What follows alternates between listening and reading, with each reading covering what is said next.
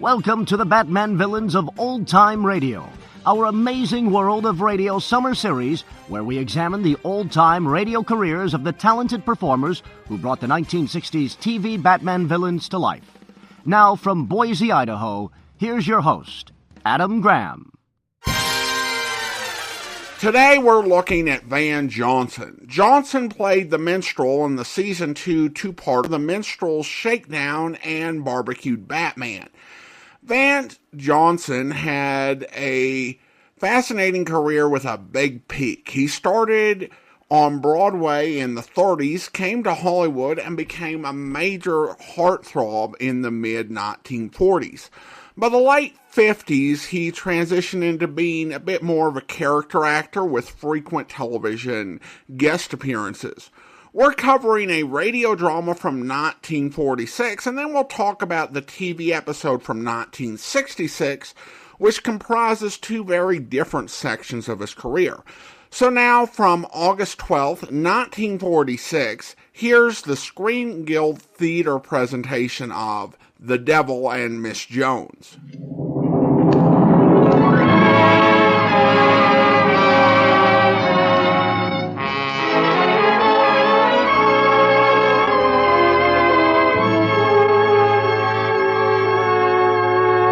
Lady Esther presents the Screen Guild Players.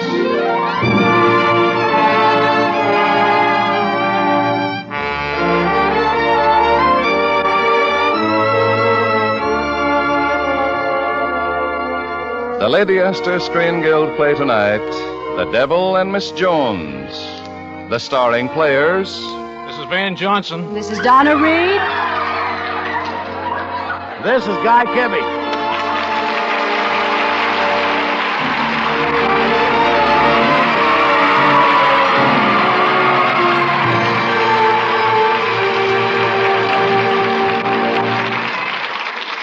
Tonight, Lady Esther presents the Screen Guild Players in that delightful RKO story about the richest man in the world, The Devil and Miss Jones.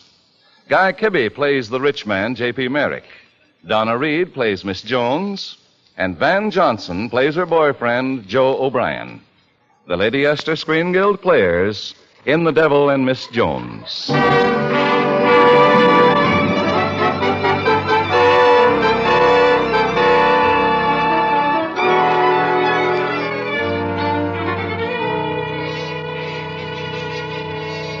As the richest man in the world, J.P. Merrick had almost forgotten he owned the Neely department store, until the day the store's unhappy employees hung him in effigy. The next day, the store had a new employee. The personnel manager's confidential files described the new employee as Thomas Higgins, a private detective hired by the Merrick Enterprises. But when Higgins reached his home after his first day in the store, his butler greeted him with... Good evening, Mr. Merrick. Good evening, George. Did anyone at the store suspect who you are, Mr. Merrick? No one. The personnel manager thinks I'm a detective, and the rest of the employees regard me as an old pauper. Can you imagine that, George? Me, a pauper? Well, congratulations, sir. Boy or girl? You've been listening to Abbott and Costello again. Where was I? You just become a pauper, sir. Oh, yes. In fact, one of my new associates, a Miss Mary Jones, was so certain I was impoverished that she forced me to share her lunch. We had tuna fish popovers. Tuna fish popovers? Yes, tuna fish popovers. And if I'm not sick tonight or tomorrow at the latest, my fancy Dr. Schindler from Vienna will wish he was back in Vienna. Yes, sir. Did you make any progress in uncovering the miscreants, sir? Well, I learned who hung that dummy of me outside the store. Well, that's wonderful, sir. Who was it? A youngster named Joe O'Brien. He was discharged and barred from the store a week ago. But he has accomplices who are still working there. Do you know who they are, sir? Some of them. Miss Jones, the girl who shared her lunch with me, is the most active. I hope you had a discharge today, sir. Well, I didn't. There's nothing vicious about Miss Jones. She just lets her heart run away with her head. Unfortunately, she's in love with Joe O'Brien. Perhaps you could persuade her to forget him, sir. Perhaps. At any rate, I'll try when we go to Coney Island tomorrow. You're going to Coney Island, sir? Mm-hmm. By getting friendly with him, I'll learn the names of every malcontent in the store. Besides, I haven't stood up in a roller coaster for years. Yes, sir. Should I lay out your bathing suit, sir? No. It's a little shabby. The last time I wore it, I noticed that it had a hole in the knee.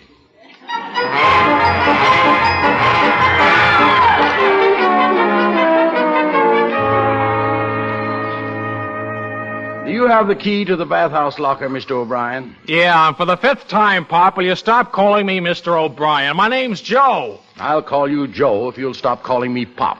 My name is, Higgins. Thomas Higgins. Okay, Pop. Ready to go for a swim? No, thank you. I think I'll go over and talk with Miss Jones. I'll walk over with you. Hey, Mary. Yes, Joe? I'm going for a swim. Well, remember, nobody's going to be watching you, so don't show off and swim way out. Okay, baby. Save me something to eat. Be careful. Don't worry, Miss Jones. Nothing will happen to Joe. He's a pretty good swimmer. He's pretty good at everything. You couldn't be, You couldn't be prejudiced. Maybe. Isn't it possible you're reading virtues into him that don't exist? Don't you like Joe? Well, that depends upon how much you're in love with him. I don't think you're any judge. Who's a better one? Any outsider. Me, for instance. Look, there's a couple over there. He's biting her ear. Now she's biting his ear. They think they were made for each other. I think they were, too. Do you think that if she hadn't met him, there wouldn't be someone else biting her ear now? Do you think he wouldn't be at some other girl's ear? Probably 10 feet away? Maybe, but it doesn't prove anything. Scientists can write all the books they like about love being a trap of nature, but all the scientists are going to convince our other scientists, not women in love. Oh, I don't say Joe's the greatest thing that ever lived, and I'm certainly not the greatest girl in the world. It's just, well, two people look at each other and they see something way deep inside that no one else can. And that's it. If they feel it, they feel it. Do you? Well, not in the way I see in movies or hear in songs. You know, the touch of your hand, you set me on fire. I'm afraid I'm not the combustible type. But yet, if I knew I'd never see Joe again... Yes? Well, I've never even thought of what it would be like not to see him anymore. But if I thought I'd never see Joe again, I don't think I'd care if I lived or died. I see. But what about Joe's, radicalism? Joe isn't radical, Mr. Higgins. Not radical? Well, what do you call his hanging that dummy of me, of J.P. Merrick? He was just trying to draw attention to the way the employees were treated at the store. Why, J.P. Merrick probably doesn't even remember that he owns Neely's department store. He's the richest man in the world, you know. Really? Oh, you ought to see his house sometime. Have you been to his house? Oh, no. Joe's walked me past there.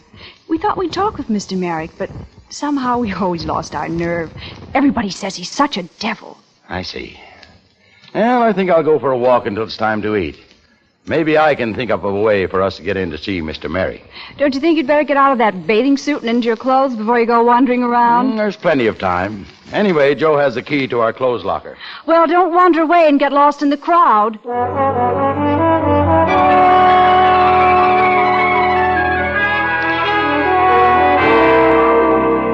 Sergeant, this man claims he was lost. Well, I am. Said he couldn't find his bathhouse, was trying to sell this valuable watch for $1 so he could call his chauffeur.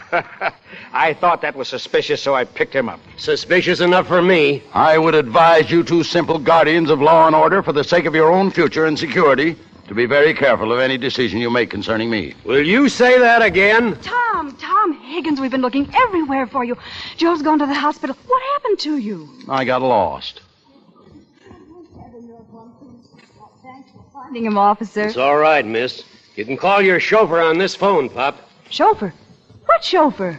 Yes, what chauffeur? The chauffeur you were trying to raise money to call. I don't know what you're talking about. Let me smell your breath. I never touch a drop. Oh, a cork sniffer. You must be mistaking him for someone else. He's very poor. Say, what do you two do for a living? We work, of course. Where? Don't mention the store, Tom. We'd get fired. Where do you work? Why, we work at the automat. What do you do? I'm in charge of the blueberry pies. I put them in the little boxes. What do you do, young woman? I help him. I snap the boxes shut. Say, my feet hurt. Can't we be seated while we continue this? Yes, you ought to be ashamed of yourself, Sergeant. How would you like it if someone treated your father like this? Is he your father? Yes. Girlie, I catch you two in more lies. If he's your father, why'd you call him Tom when you come in? Well, I always call him Tom. Come here. I'm going to ask you a question, and you whisper the answer, or I'll throw you both in jail. Where were you born? Whisper. 125th Street. Okay. If this woman's your daughter, Pop, tell me, what street was she born on? 72nd Street? Well, for such close relations, your stories are a long distance apart. Your daughter says she was born on 125th Street, and you, her father, claim she was born on 72nd Street. We were living on 72nd Street, but she was actually born on 125th Street. And why was she born on 125th Street? There's no hospital there. I didn't say there was. Her mother was standing in line at the butcher shop. Hey, what are you trying to give me? There was no meat shortage 21 years ago. Well, her mother was ahead of her time. That does it. You're the two who've been selling hot goods around here, all right? Hey, Mary! Joe! I'm warning you, girlie, anything you say may be used against you. What's happened? Oh, you go on home, Joe. Tom and I will meet you there later. Quiet, you. Hey, how about using a more civil tone, officer? Who, me? Yes, you. Have they charged you with any crime, Tom? No. Then you don't have to stay here. Go on out. You stay right here. You've no right to keep anyone here without a charge preferred against them. Well, I can fix that. I doubt if you've got the brains enough to think one up. Well, we'll hold him for violating the city ordinance forbidding wearing a bathing suit on the boardwalk. How do you like that for a charge? If that's a charge, I'm Van Johnson.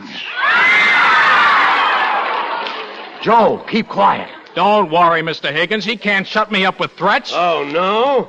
Officer, did this man come along peacefully, or did he pull back? He made quite a protest, sir. He did.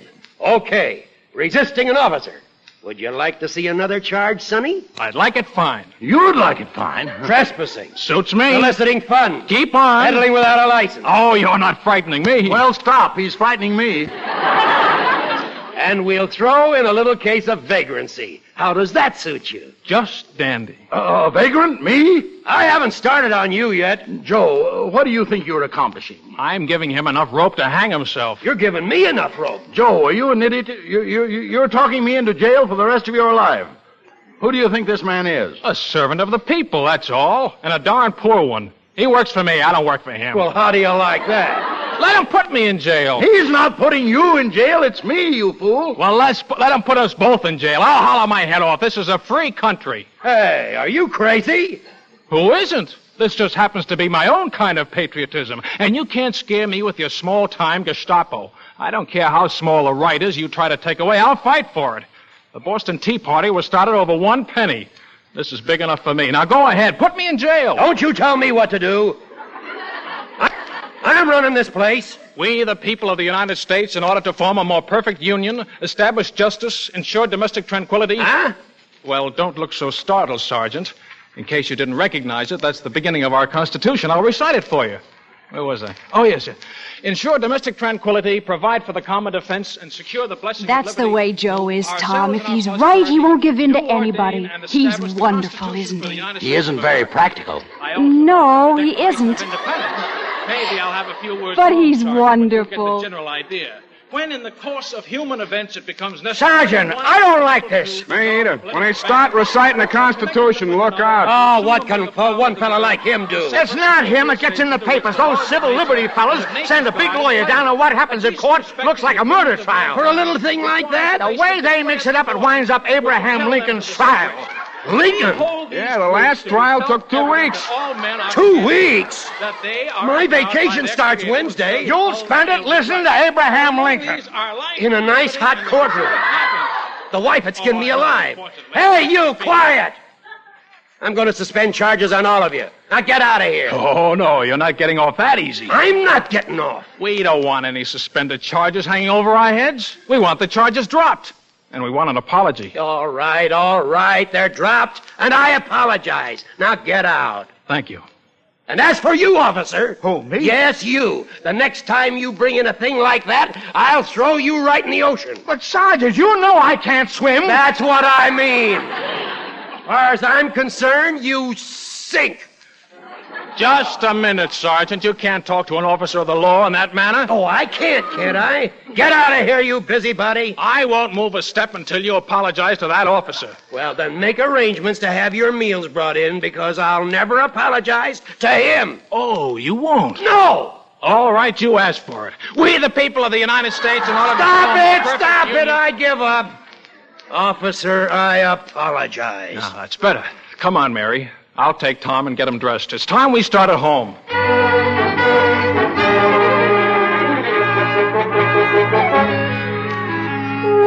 It sounds as though you had quite an exciting day at Coney Island, Mr. Merrick. Yes, George. That fool sergeant almost exposed me when he offered me the phone to call the chauffeur. But the others, Miss Jones and O'Brien, didn't catch on? No, they were too excited about my being arrested.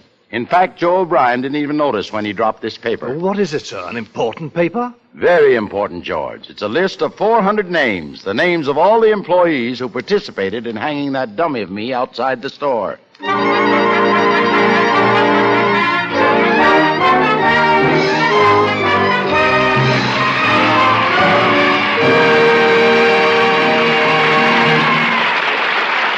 The second act of the Lady Esther Screen Guild play will follow in a moment. Now, a word from Lady Esther. How many times have you heard or said, "She has skin like a baby's, so smooth and young-looking"? Now, I want to tell you something important about skin that can win such compliments. If you want skin like that, skin like a baby's, you must baby your skin. I learned this from some of America's outstanding skin specialists, who say that the skin of your face is the most delicate of your entire body. Rubbing can make it look older than it should. Rubbing this delicate skin, even to apply face cream, can stretch it, can break down the delicate underskin structure. Rubbing can start wrinkles on the way. That's why you need a cream that needs no rubbing. When you use Lady Esther 4-Purpose Face Cream, you do not rub as with other creams. Lady Esther 4-Purpose Face Cream is so soft, you just smooth it on gently, then wipe it off. That's all. The cream does the work, not your fingers. Lady Esther 4-Purpose Face Cream thoroughly cleans your skin, softens your skin, helps nature refine the pores, and leaves a lovely, smooth base for powder, all without rubbing or massaging. Rubbing can make your face look older instead of younger. Now, if you have skin that is especially dry, Lady Esther Face Cream contains one of the most beautifying ingredients known to modern science. Even one application makes your skin look and feel softer and smoother. Lady Esther 4-Purpose Face Cream asks no help from any other cream, and I promise you will see and feel results after even one application of Lady Esther 4-Purpose Face Cream.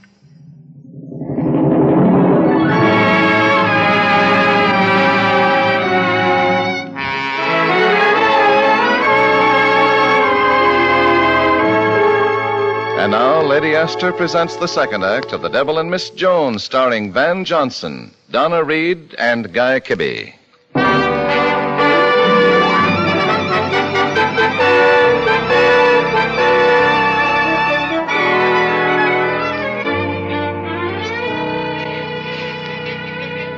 While J.P. Merrick is telling his butler about coming into possession of the list of 400 employees who participated in hanging him in effigy, in another section of town, Mary Jones and Joe O'Brien are having a serious discussion. Now that Neely department store has blacklisted me, Mary, I can't get a job in New York.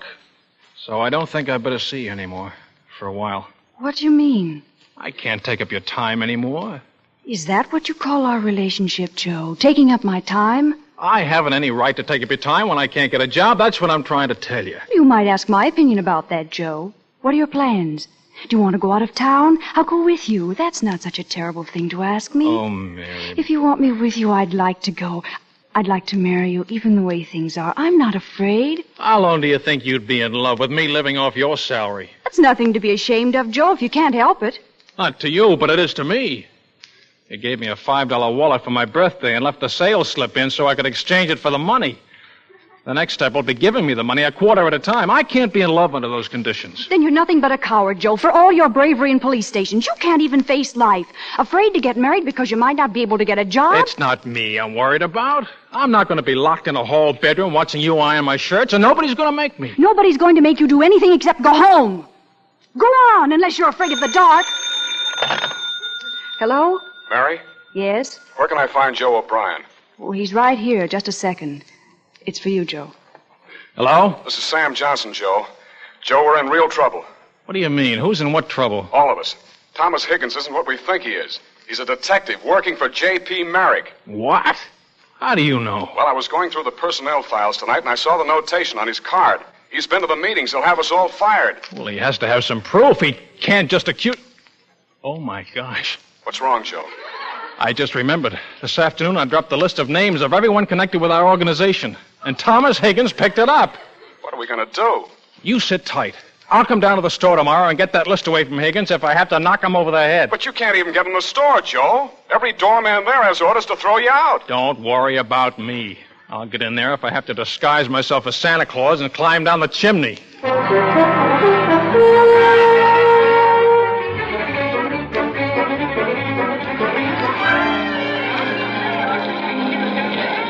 Good morning, Miss Jones. Good morning, Mr. Higgins. That was quite an outing we had yesterday, wasn't it? I'm glad you liked it.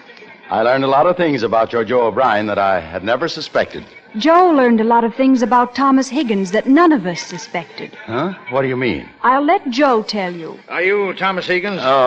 Yes. You're wanted in general office. You too, Miss Jones. What does the general manager want to see me about? To fire you.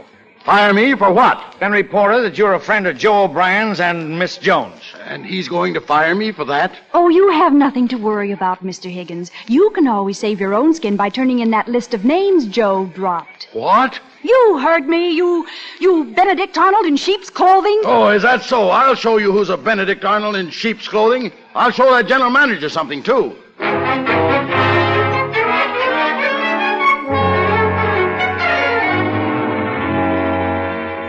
So you were going to show me something, were you? You rambunctious old billy goat? Why, I'll have you blacklisted and starved to death. Are you the general manager of this store? I am. Well, I don't know how you ever got the job. It happened that I was the cream of department store managers. Well, don't forget, yesterday's cream is tomorrow's cheese. I don't get it. Well, you will, you sourpuss. Sourpuss? I've seen happier faces on iodine bottles. And why take out your ingrown disposition on these employees? Can't you understand that dealing with them the way you have has brought on this civil war around here? That's why they're your enemies. Enemies? Why, I haven't an enemy in the store. Then all your friends hate you.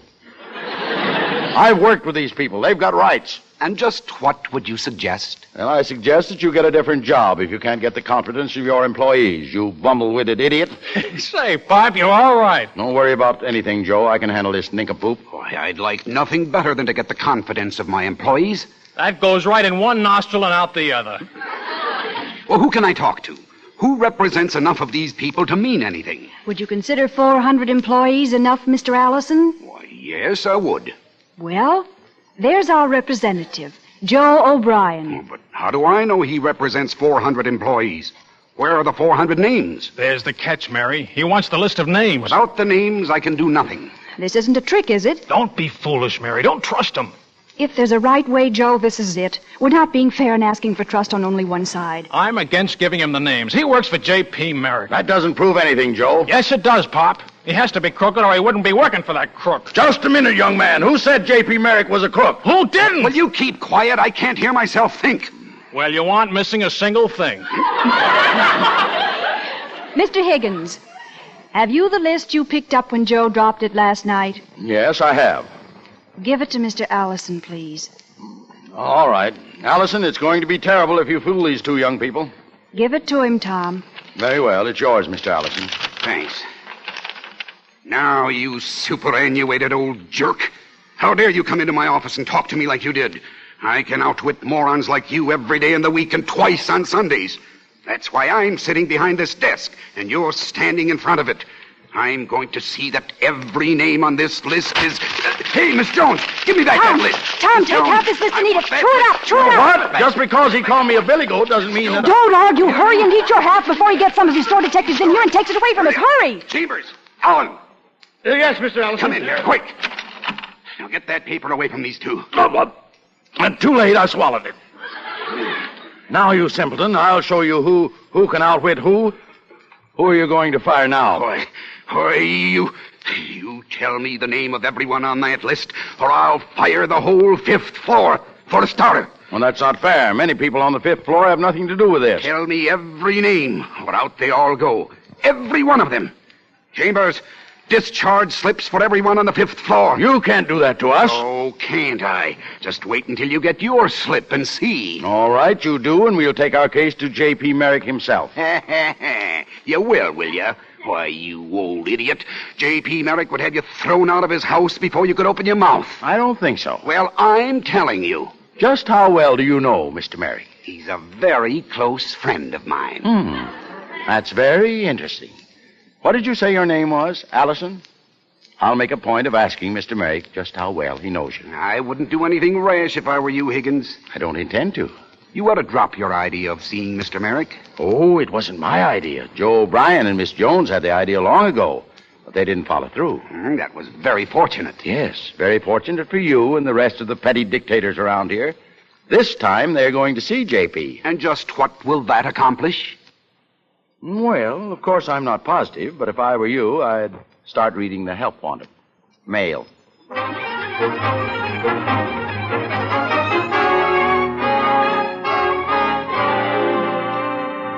Then am I to understand, Mr. Merrick, that Miss Jones and Mr. O'Brien still think you are Thomas Higgins? That's right, George. When I left them in the hallway, I told him I was going to find Mr. Merrick and see if he would talk with them. Yes, sir. Well, open the door and tell him he'll talk. Very well, sir.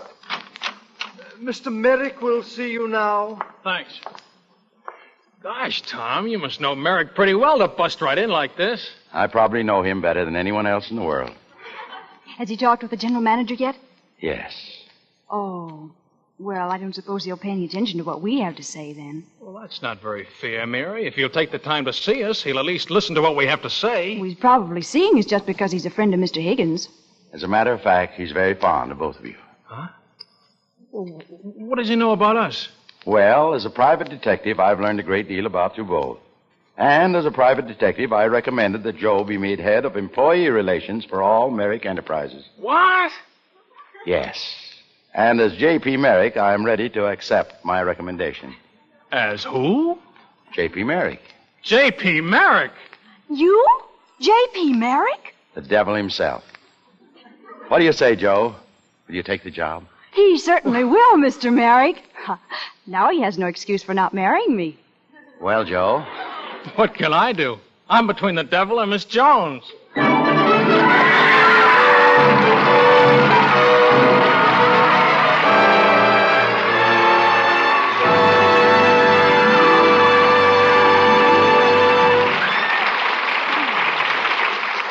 Thank you. Thank you, Van Johnson, Guy Kibbe, and Donna Reed for a delightful half hour. It's been lots of fun, Mr. Bradley.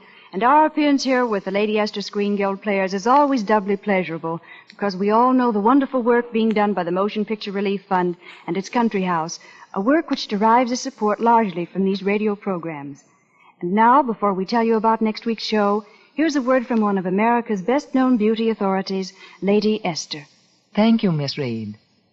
Ladies, if you were to ask a leading skin specialist, is rubbing good or bad for the skin of my face, what do you think he'd tell you? Perhaps you haven't time to do that, but I did. Not one, but many of the country's outstanding skin specialists.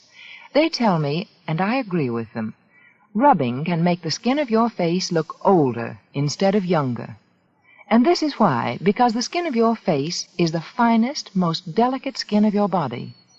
Rubbing can stretch it, make it loose and slack, can start the wrinkles that make you look older. Is your own skin as young-looking as you'd like? Try a cream that needs no help from your fingers. Lady Esther Four-Purpose Face Cream is so soft, it dissolves as it touches your skin. It needs no rubbing. Also, it contains one of the most beautifying ingredients known to modern science. This helps keep your skin soft, helps prevent tiny lines and wrinkles.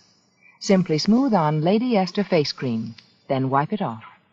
You'll be astonished to see and feel the difference in your own skin after even one application of Lady Esther four-purpose face cream, the cream that asks no help from any other cream.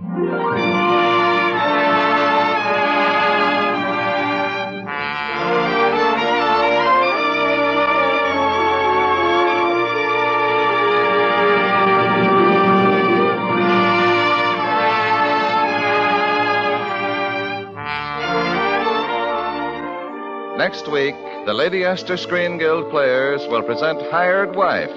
It will star Lucille Ball and Brian Ahern. The Devil and Miss Jones was produced and directed by Bill Lawrence and was presented through the courtesy of RKO Radio Pictures, producers of Alfred Hitchcock's Notorious, starring Cary Grant and Ingrid Bergman. Van Johnson will soon be seen in the Metro-Goldwyn-Mayer musical, No Leave, No Love. Donna Reed appeared through the courtesy of Metro-Goldwyn-Mayer, producers of the Technicolor musical Holiday in Mexico. Guy Kibbe will appear in the forthcoming Metro-Goldwyn-Mayer picture, Romance of Rosie Ridge. You save enough on the largest size jar of Lady Esther face cream to buy a box of Lady Esther face powder. So remember, ask for the largest size. Music on tonight's program was arranged and conducted by Wilbur Hatch. This is Truman Bradley speaking for Lady Esther. Thank you, and good night. This is CBS, the Columbia Broadcasting System.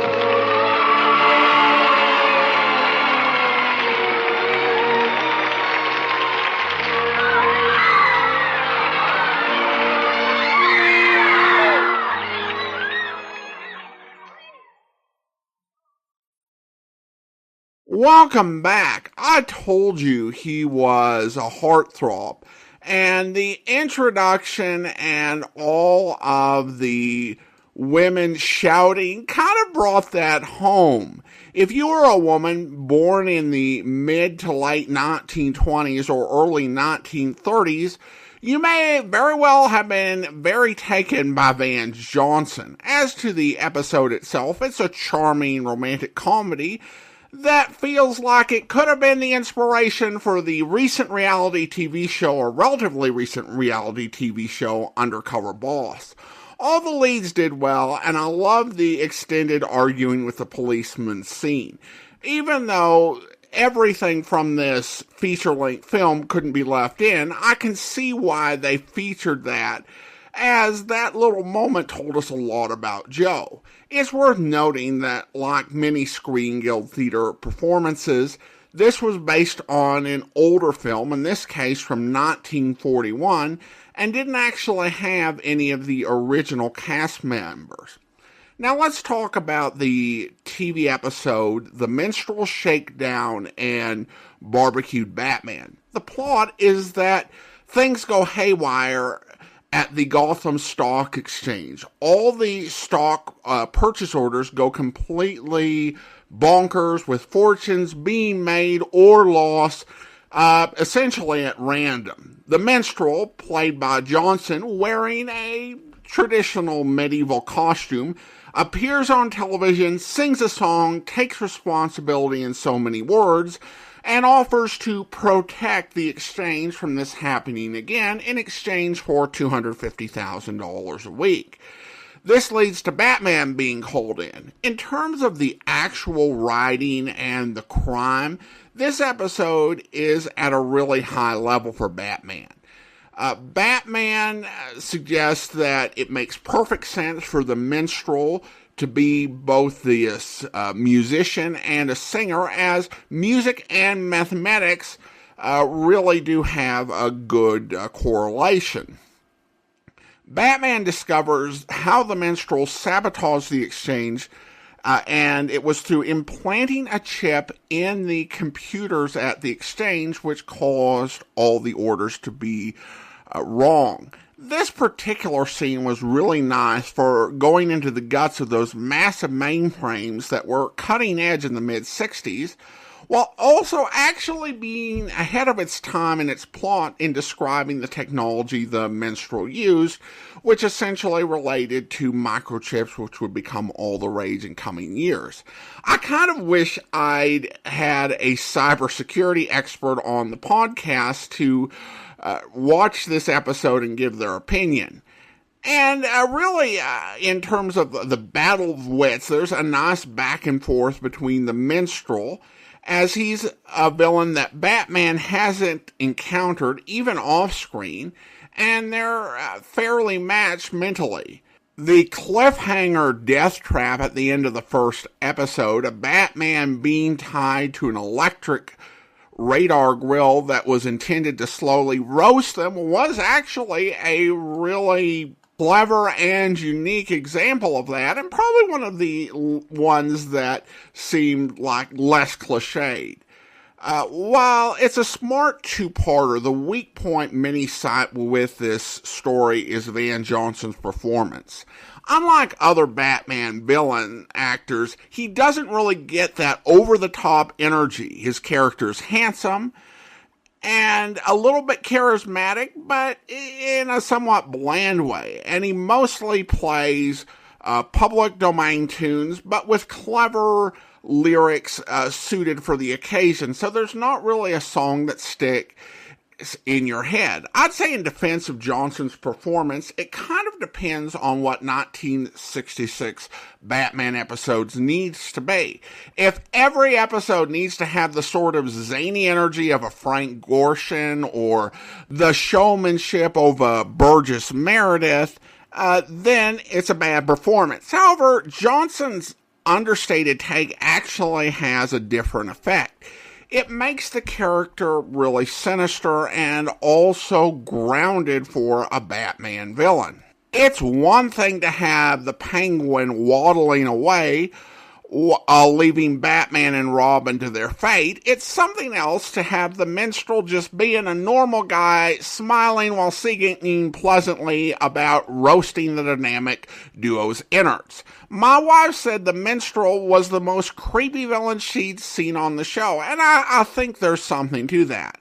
Of course, there are some silly moments in this, like when Phyllis Diller shows up for a random cameo, and there are, all those little nice touches that you get with Batman. But I found this to be a solid episode and enjoyable in its own right, even if it's not what we typically got from the 1966 Batman TV series. Now I want to go ahead and thank our Patreon supporter of the day. Alex has been a Patreon supporter since August 2020, currently supporting the podcast at the rookie level of $2 or more per month. Thank you so much for your support, Alex. And we'll be back next week with another old-time radio program featuring a 1966 Batman villain. Join us then, same bat time, same bat podcast.